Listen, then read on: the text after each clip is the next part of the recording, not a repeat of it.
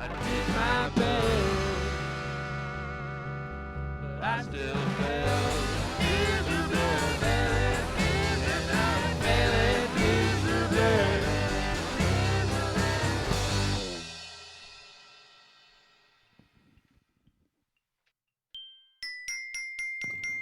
Hey guys, it is Kayla here, coming back to you from inside of my podcasting closet to bring you episode number 5 today of Failing Miserably, Ordinary People Fucking Up Extraordinarily.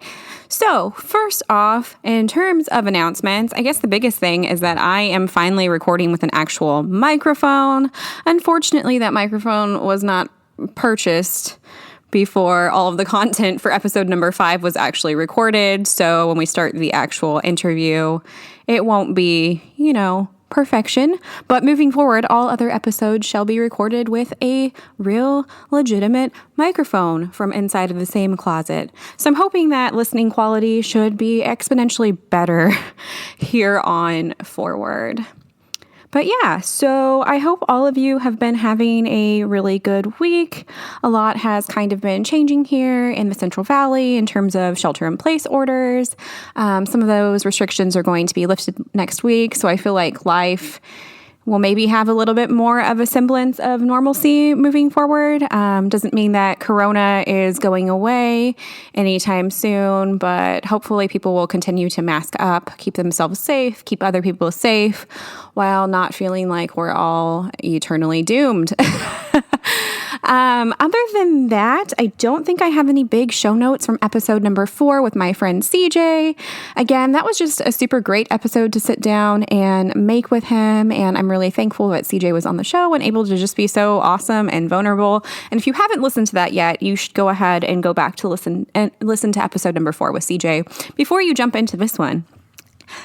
So today's guest is a really good friend of mine. Gosh, we've known each other for well over 10 years now. We were in a theater program together in high school, and we both just kind of thought that the other person was super weird for a little while, so we weren't really friends. And then we realized, oh, hey, we are both really freaking weird, so all the more reason for us to be friends. So today's guest is my friend Michelle. She's really awesome, and we both have the same middle name, even though it's spelled differently.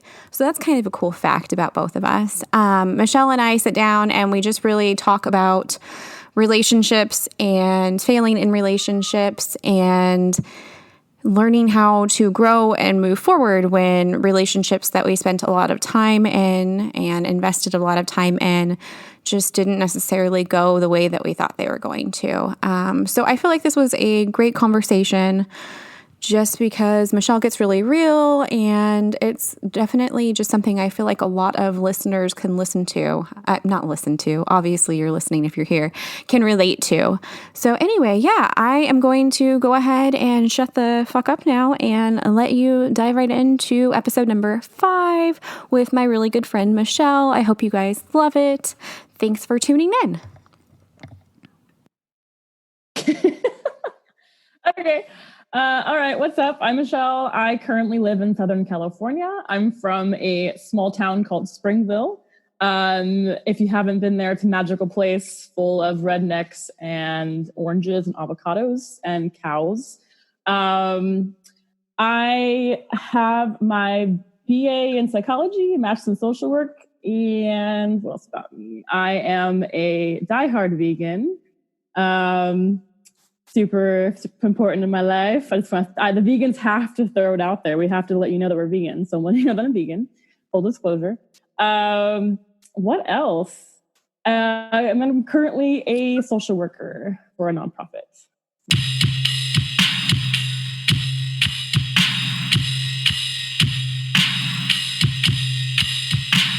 It's funny because when I saw your podcast, I'm like, oh, what a cool idea.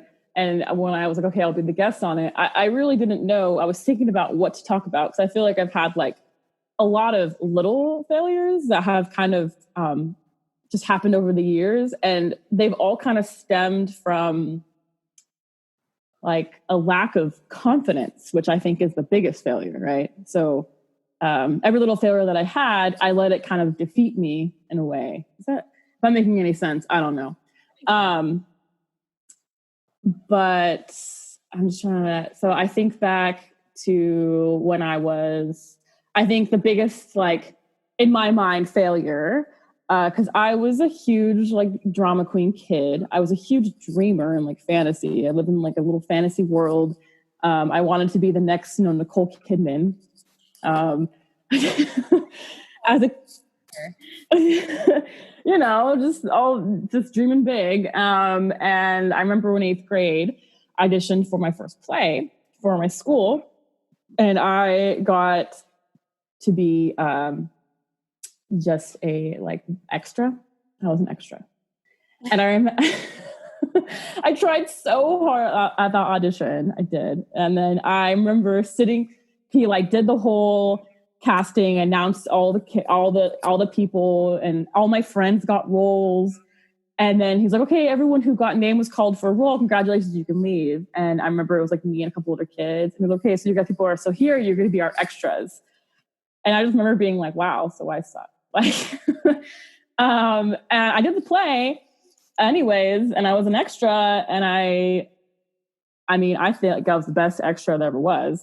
Right, like a diamond.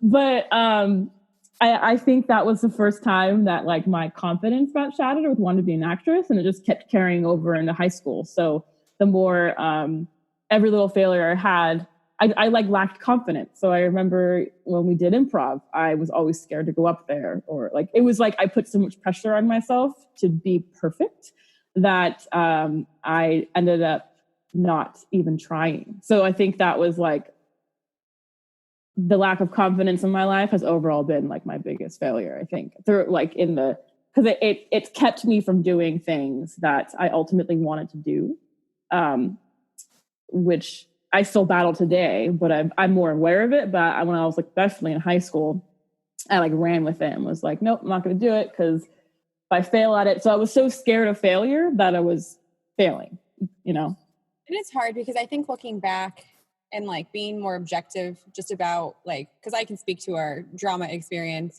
pretty well from high school. Like, the cards, I think, were kind of in a lot of ways really just stacked against most of us, because that was a program which I loved. Our drama teacher, she was fantastic. Like, I think back to the fact that, like, she's really close in age to, like, where we are now. And, like, having with, like, 35 to, no, probably would have been closer to what, like 90 students in a program that all love you and, like, want to worship you. But, like, at the same time, like, there were definitely some elements of, like, favoritism that probably weren't necessarily, like, I don't think we were on that side of it. So it was. You were on that side of it. I was not on that side of it. Are you sure? Being the student director, and that didn't happen.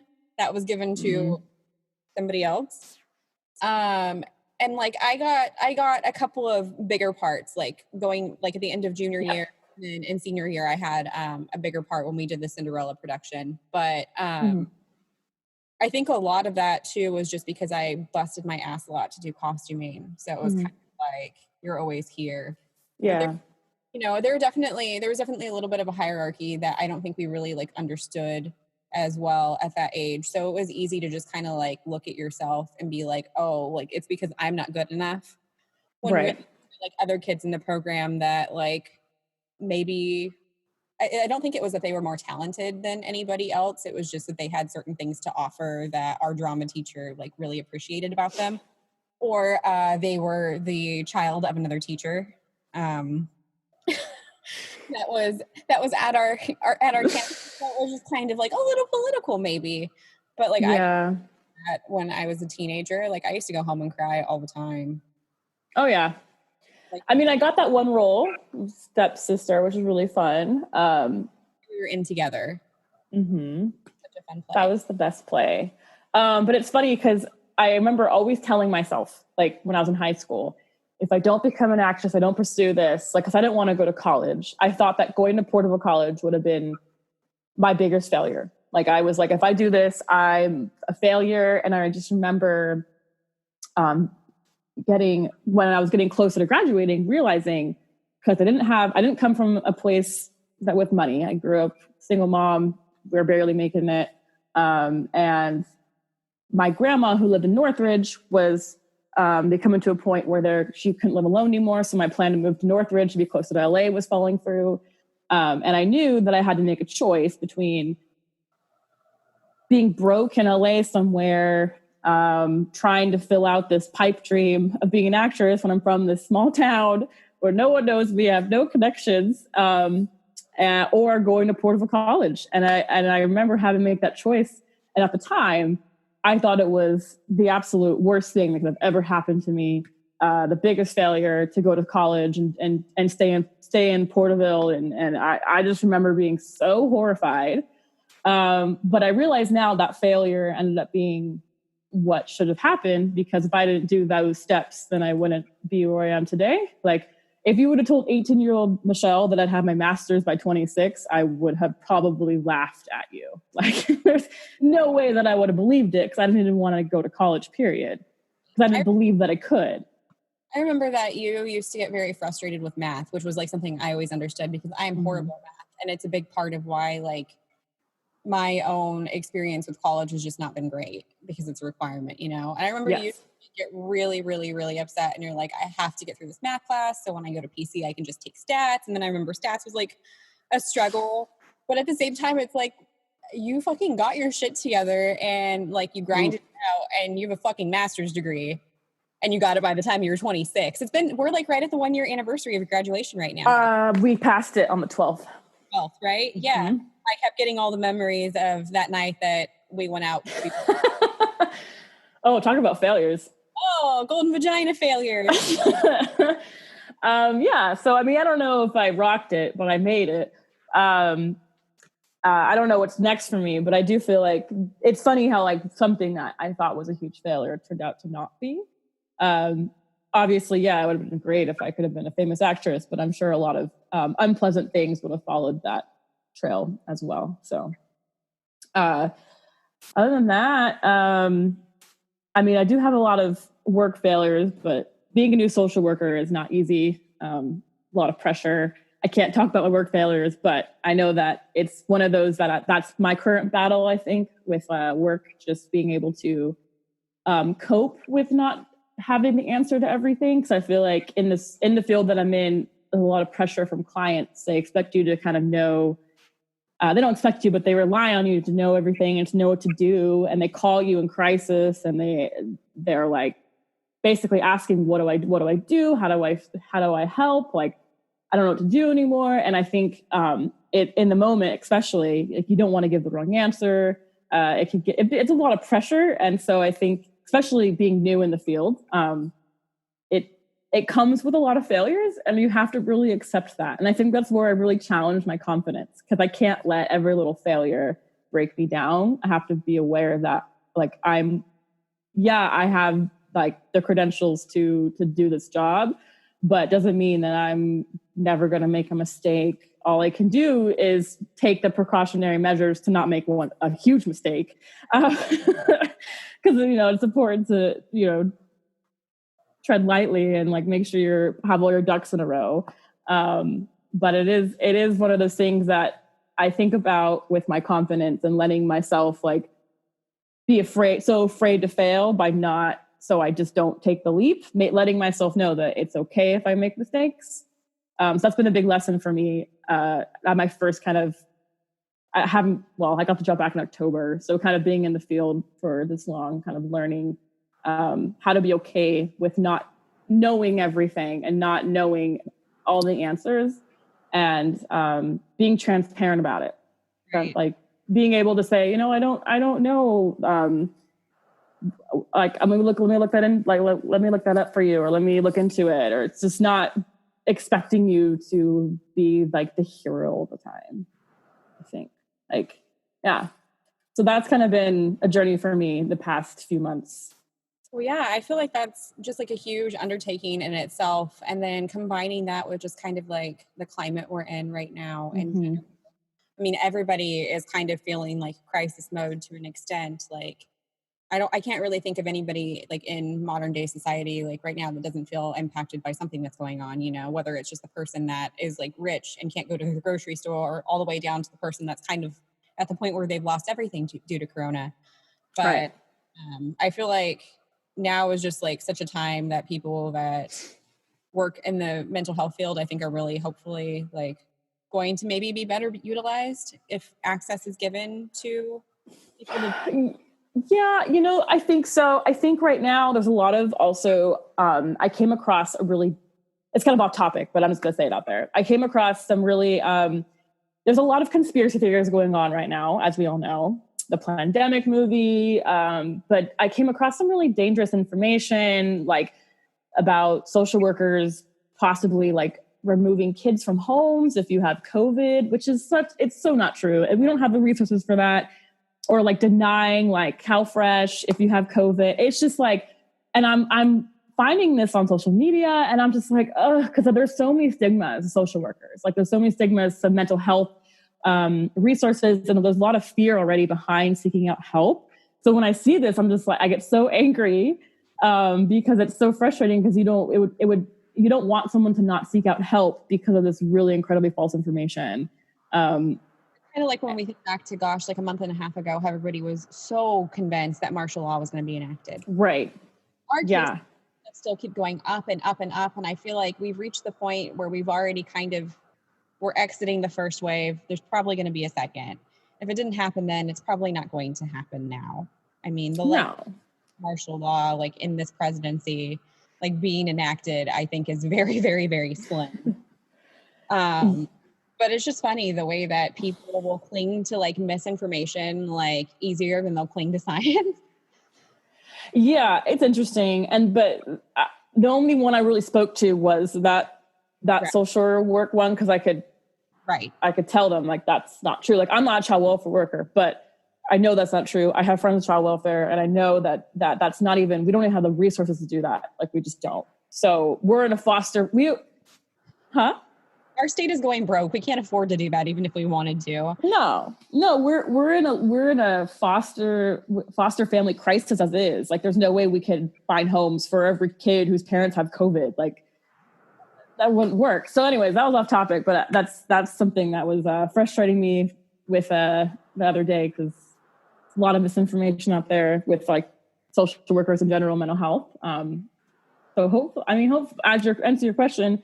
I think people are accessing mental health services right now, but it's just trickier and it's harder.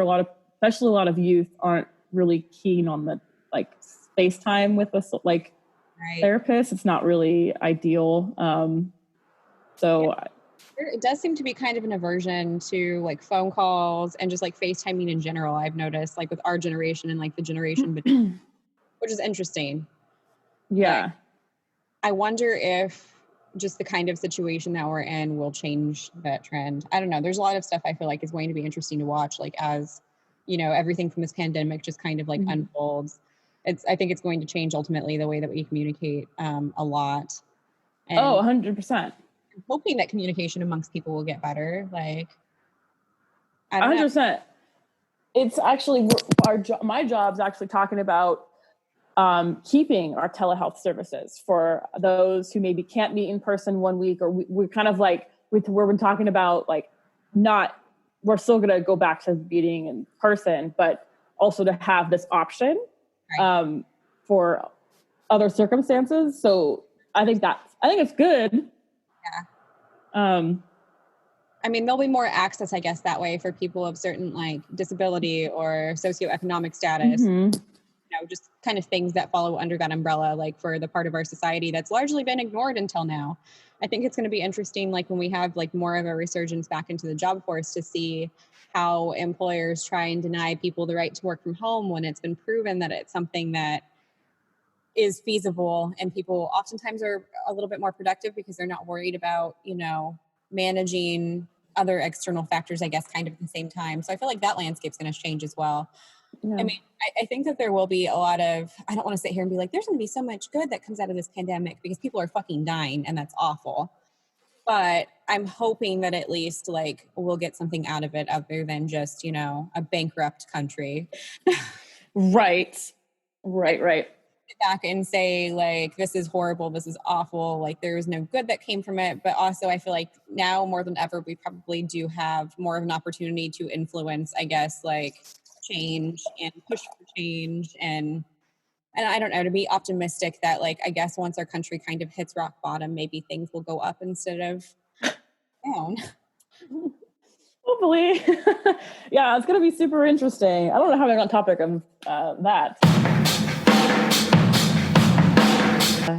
I think it's interesting because, like, when our friend Cloud, she once asked me, she's like, Michelle, if you didn't work, what would you do?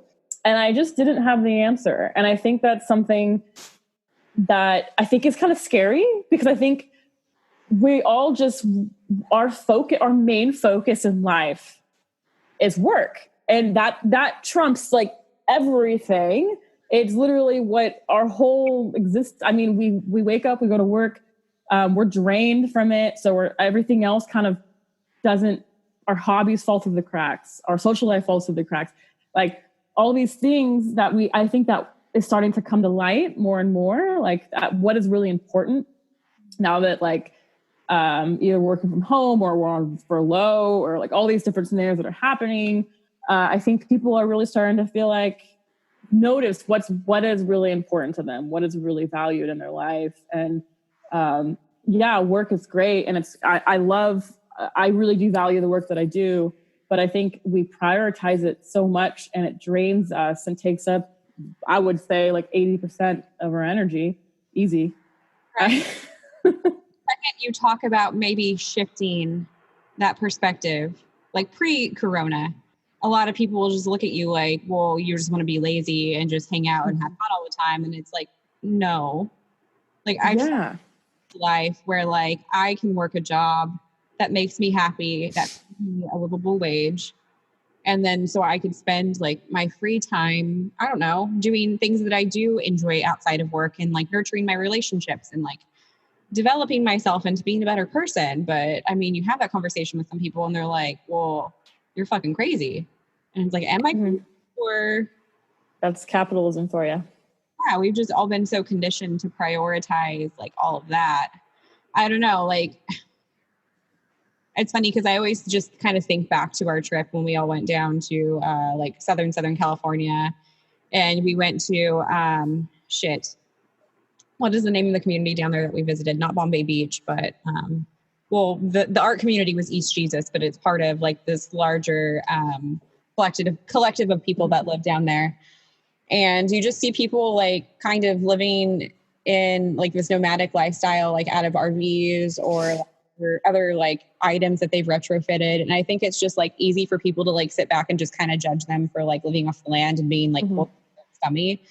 But it's like, I look at moments like this where we're in a pandemic, and I'm sure that people down there are stressed out of a pandemic in different ways. But at the same time, the freedom of knowing like, fuck, I don't have to worry about how I'm going to keep this roof in my head, because ultimately a lot probably hasn't changed for them. And I think about freedom, and then I think about people that are able to live like that. And I'm like, fuck, like maybe they have it so much more figured out than we do. Yeah. I mean, you got a point. I feel like there's a lot.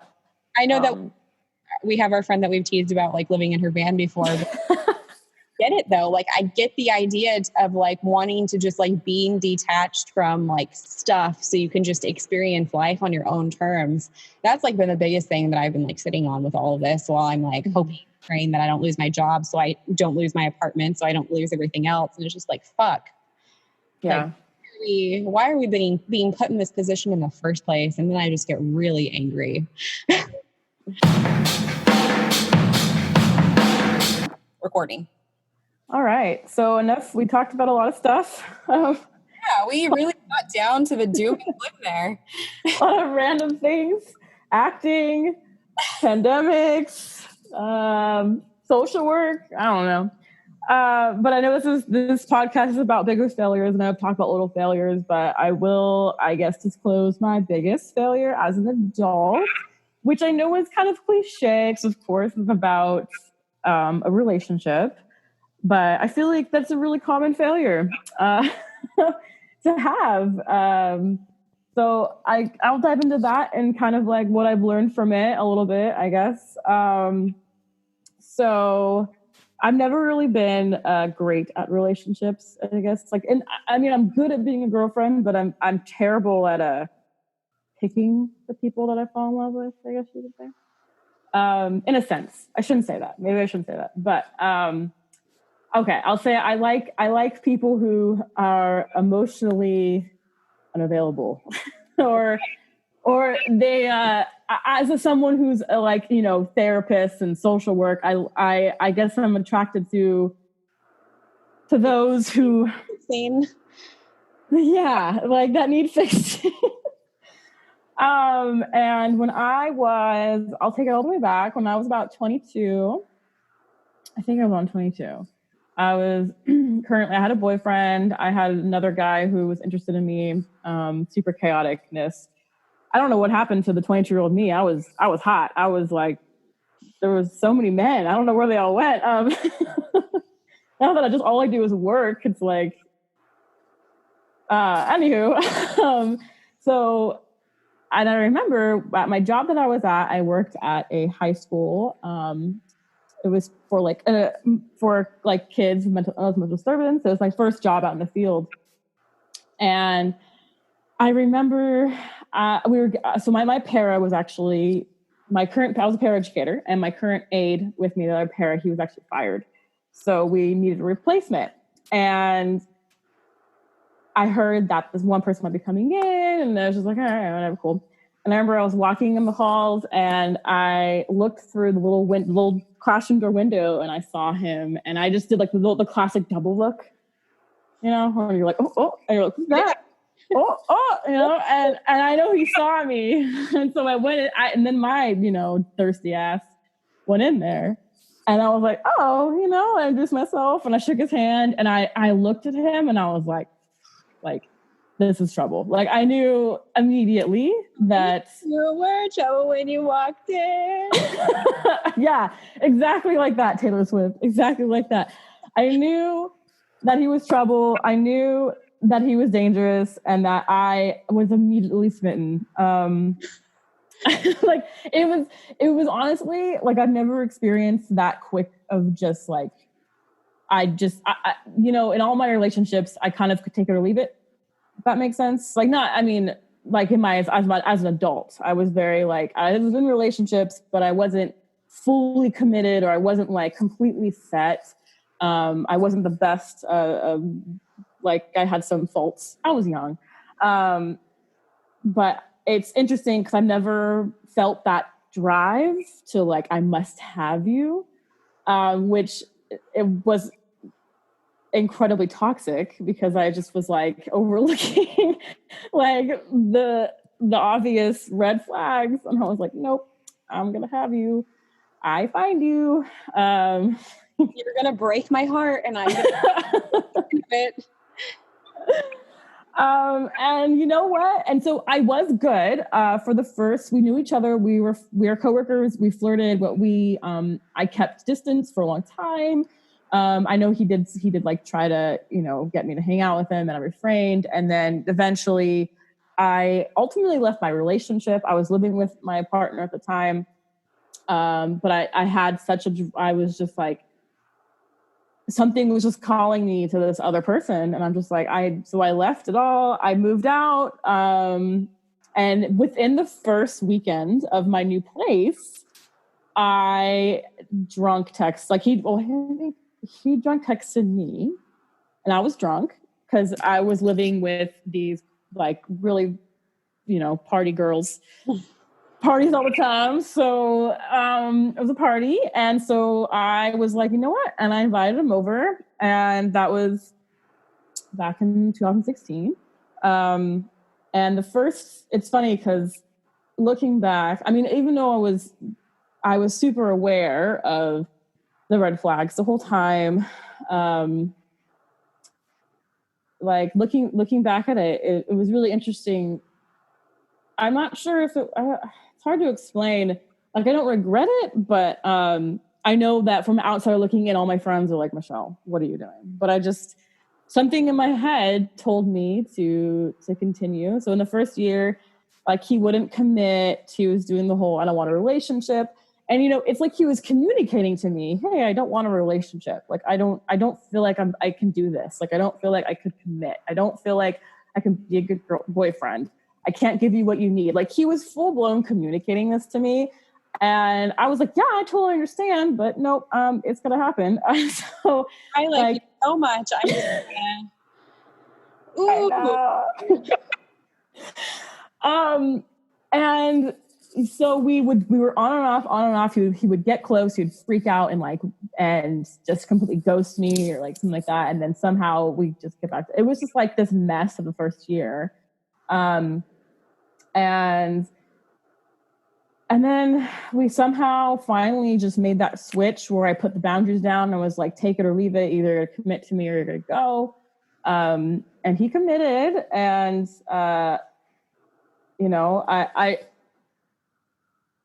was definitely like, it was definitely the first, like, I think the first time I really felt like love as an adult, like truly love. Like, I'm all my relationships, I always focused on the negatives with why I shouldn't be with them. And here I had this person who had so many reasons as to why I shouldn't. And I never once ever was like, nope, I shouldn't be with him, or no, like, I never once thought about that. I always thought about the person that I saw the person he could be, and he had an amazing heart and a lot of good qualities that I just focused on. And throughout our relationship, I just continued to focus on that and have like faith that it was all going to work out. And which is, I think is a good thing in a sense. Like, I think it grew me a lot. I wasn't focusing on negative things, or I wasn't like expecting a person to be perfect. Which for who they are. I mean, yeah, it's a big part of being an adult is realizing that people kind of are who they are, and we can't really change them, and maybe we shouldn't try and change them, but at the same time, potential is potential, and potential is not reality. Yes. And I know, to this day, like, I'll get back to that later, but the relationship was, there was a lot of faults in it, but it's funny because even though I would say he didn't give me a whole lot. There was a lot of things that he wasn't providing me that I know that I needed, but I was for some reason just content in what he was able to give me. And that's,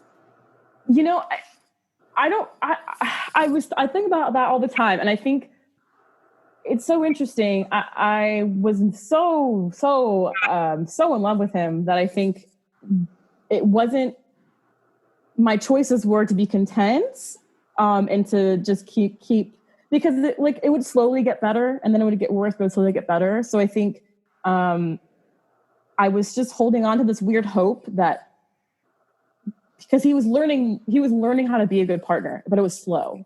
Mm-hmm. And there was so much progress. Like, when I first met him to the person that he is today is like night and day. Like, he did have a lot of progress, and I feel like, as cocky as that sounds, I feel like I had a lot to do with that. Like, as having somebody in his life that was stable and that was supportive and that, right. provided that sense of security for him. I think I just was able to hold on to this, like, I want to say fantasy that things would eventually get to where I want them to be. So I was okay with things being not like to my standards, because eventually they would be, which it's not. Don't, girls out there, no, don't think that. It's a hard like, when people show you who they are, or they tell you something like, just accept it. Just accept it. And there's always that voice that was telling me, this is like, I remember when I would go and like, when in the first year of our, I put in quotes, relationship, because he wouldn't commit to me. He would say he's going to hang out, bail on hanging out, and then text me at like 3 a.m. asking me to come pick him up, and I would do it. Mm-hmm. Even though I was like, if I saw my friend doing this, like, I'd be like, I mean, I think back to conversations that you've had with me about people that I've been married to, or people that I've been seeing, and you're like, but we're also blind to it when it's ourselves. But I wasn't blind to it. I knew what I was doing. Yeah. It was like, there was some pool that I honestly, like, in that relationship with him, I felt a lack of control. Like, and I'm sure you can relate. There's like a lack of control that you feel like it's so intense. Like when he would get me to a level that I've never experienced before, as far as like out of control, or like he would bring me to this place that I've never like experienced emotionally. Yeah, I mean, I spent a big part of 2019 like fixated over a person kind of in a similar situation. And it was just, when I finally pulled myself out of it, I kind of realized like, baby girl, like a lot of that was in your head. Yeah. And you're just like holding on to like the potential. Like that's what I kept telling myself. Like this person has the potential to be like so great. And it's just like, I don't know. I feel like it's hard because as women, we're like kind of conditioned to like be nurturing and to be like self-sacrificial and like put other people first. And I think that that's like what for me, like I was used to doing. And, you know, like my long-term relationship prior to that, it was just like, I was so used to guys kind of like being able to, I don't know, do what they wanted. And I needed to be there and be the one that kind of like bent over backwards to take care of them. So I think like for me, that just added like an extra layer of like weird, I don't know, like lack of self-confidence to even want to assert myself into being like, hey, like what you're doing is kind of sucky. Like commit to me. Like, or like if you say you're going to do something, then like show up for that, like be consistent. And then when I would try and do that, the other person always just met that with such like, but we're not in a relationship. And that's when it was like, hello, like red flag. Yeah. But it's easy to fall into that trap. Yeah. I mean, there was, you know, I don't want to come on here and say that he's honestly an outstanding person. I respect him to this day. We're on really good terms. It took a while to get there. But you know, he has a really good heart, and I did love him for a reason. But it's just like love and respect people, and also recognize that like maybe we can't coexist like in a relationship, you know? Yeah. Yes, for sure. But with my failure, like I feel like that it's something that I had to really process because I went through all the stages because we broke up. It's going to be a year in August, right? August, yeah. And then we got back together after Bali. When I come back from Bali, because he like begged for me to give him a chance and all that good stuff. So there's another failure. And it's taken me pretty much this amount of time to really process the whole situation because I felt like such a failure. I think I felt like a failure that I put, not that I don't want to say regret, but I put like so much energy and effort into this person who ultimately left for the original reason why he told me he didn't want to be with me. Like that he didn't see himself. He left because he was like, I feel like next with marriage, I don't feel like I'm worthy of you. I don't feel like I can do that. I don't feel, like it was pretty much like when he was saying this to me, it was like, wow, Michelle, he told me this from day one. And here I am years later, now in my late 20s, having the same record, like it was like the Twilight Zone. And I remember being so angry, but not so much at him, but just at me, and just feeling like, why did I put so much faith? And like, because he even said it, he's like, I feel like you created this image of our life, and I don't fit it. And he was right. I pictured we moving together after I graduated grad school. That was all me. It was all, I created this. Like, I graduated grad school, things are gonna be different, like blah, blah, blah. But no, graduating grad school made him more threatened by me. It didn't make him want to move forward and made him push back more. Like all these things that I created in my head, like, oh, we're gonna do great. We're gonna have this dog together, which now, that's another failure of mine. I fell in love with my ex's dog, who I now can't let go of. So it completely complicates my life. So I think through all the process and through all the looking at it as a failure, I have to really try to not look at it that way. Because how are you trying to reframe this? Because I feel like that's hard when you come out of a long-term relationship and you're like, I invested so much time in this, it's hard not to feel some kind of way about like losing your time and not like having the results that you were expected of, you know, that investment in your time. Like, how have you been like reframing that? That's a really good question. I think reframing that is like understanding that I think he gave me a real, like, he really, something I said it to him too. Like, he showed me what it is to really love somebody, which I don't think I truly understood before. To love somebody for everything and for all of their faults, and to really want, like all I ever wanted for him was to be happy and to be, because he always said he didn't feel good enough for me. And didn't feel worthy, and he wasn't where he wanted to be in his life. And that was so heartbreaking for me that I think looking at it, processing it now, it's like, I know it sounds cocky, but I did help him be the person that he is today. And I think that does kind of make it worth it and not a failure. Like, we learn from each other.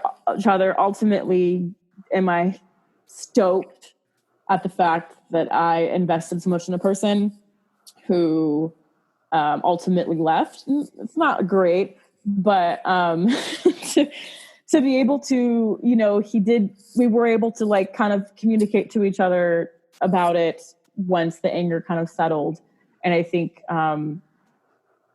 understanding that it wasn't personal, that he did love me, and that it wasn't anything I had to do. Like, I think because it's so easy to internalize, why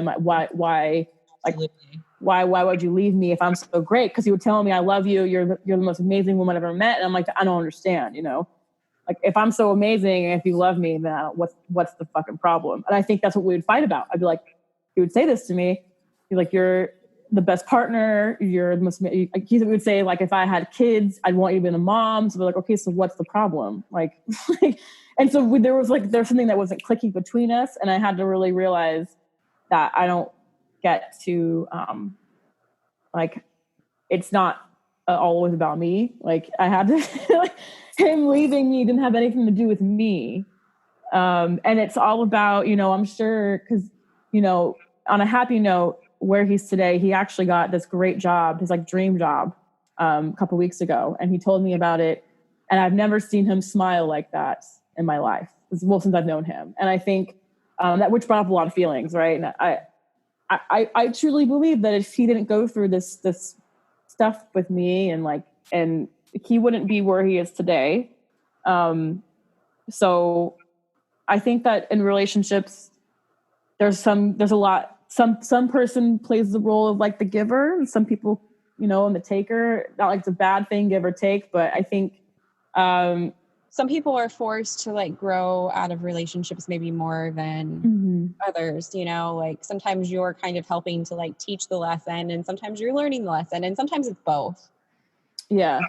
And we both learned, I mean, I guess, even though I already knew I shouldn't be doing it when I was doing it, I think I really did learn a lesson about my own boundaries in relationships, and what I deserve, right?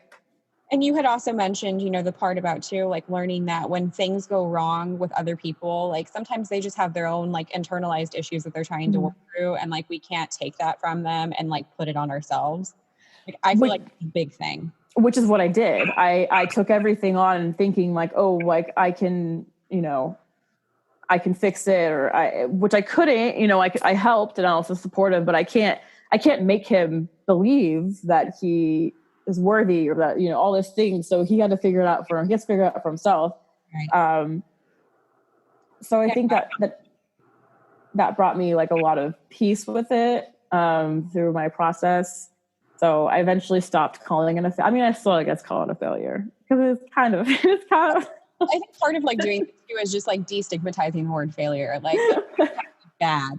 Like, failure means that something didn't work out the way that you had planned for it to work out, right? Like, essentially, like, right. Scientific, like look at it as a science project, right? I mean, that's how we learn, is when we have like a hypothesis, and like maybe we don't prove our hypothesis to be correct or whatever, but we learn like something else out of that. I don't know. I'm not a good person to talk about science, but I think just in general, like failures are so big and important because they do reframe our entire mindset. I mean, Right. look at me, like having my entire, like, God, almost 8-year-long relationship, like crash and burn the way that it did. Like, it was a really hard year of life, like going through all of that and experiencing it. But like, I've never been so happy with like who I am as a person than I like ever have in my entire life, because I don't know, like it really kind of turned up all the shit about myself that like I had been shoving down and like not handling and not dealing with. Because you're forced to face stuff like that, right? When you go through like a big life-changing experience, like a breakup or a divorce or whatever. So it's just kind of, it was hell. It was awful. Like I wouldn't wish it upon anybody, but it's like also kind of like the most important and best thing that ever happened. Right. Yeah. No, it is. It is. And I it's just like, I think I still to this day think the world of him. I think that he's an amazing human being and that deserves everything. And he did teach me a lot. Like I think boundaries is a huge one. Like I'm actually currently for the first time, since like really dating somebody that I actually really like. And it's interesting because I've noticed, like I have to kind of check myself because, he's actually really nice. And he kind of like, I think the niceness, like his, him being, you know, texting me and calling me and wanting to do things with me. And like, I think it was overwhelming for me because it was new. I didn't have, I mean, was, oh, well, swap that out. He was great, but, there was a lack of I don't know how to explain it, but there was just a lack of how to be how to be a partner. Right. So I kind of lost what it is to have a partner treat you right, and do all like and prioritize you. So I was overwhelmed in the beginning, like this is weird, like what's happening. And it's interesting because it taught me also like boundaries and what I should like I don't want to say expect, but yeah, like expect from another person what I should expect from like expectations, right? Because we all have things that we want or we need in order to be happy. And it's not that people are bad people for not being able to grant us those things, but it means like lack of basic compatibility, right? I mean, if you're somebody that wants someone to check in with them throughout the day, like, I don't think there's anything wrong with that, but you would obviously need to find a partner that is capable of meeting that need. Right. So it's just, I feel like I'm coming into this relationship, it's so differently. Like I'm coming into it, I'm communicating. I'm telling, like, if I am upset, like I'll say something, I'll lay down kind of like my boundaries. Like he upset me. He triggered something in me with like my past relationship because he like was going to come over and he like fell asleep and that I got so upset, but instead of being reactive, I just communicated to him like the next day that, hey, this was like a trigger for me. So I noticed that I'm really able now to like be able to communicate my needs and like what is going on with me instead of in the past kind of letting myself like not think my feelings are valid and then just having them explode at inappropriate moments. So I think it also comes with age, but you know, I'm almost 28 now and I just don't have, I feel like that relationship with my ex has really taught me how to be, like I was always a good partner, but I think how to be like a good partner that's also good to myself. Right. And making sure that like it's not just about taking, it's a give and take scenario. And like it's interesting being with this new person. I almost forgot what it is to really have somebody who's super compatible. Like he is like it's with him, it's easy. I don't feel anxiety. I feel comfortable. And and it's like, oh, is this what it's supposed to feel like? Cause so it's really interesting. Like, yes, it was a failure. And I was devastated when it happened. And it took and I'm still processing it. It took a really long time to feel okay. but it has really given a new perspective to what I'm looking for in a relationship, because I had to create this false reality with my ex. Hey guys, thank you so much for tuning in to another episode of Failing Miserably, Ordinary People Fucking Up Extraordinarily. I am so grateful that you've taken the time to listen to this whole episode, and I am looking forward to failing miserably with you again next week. I love you guys. Take care. Bye.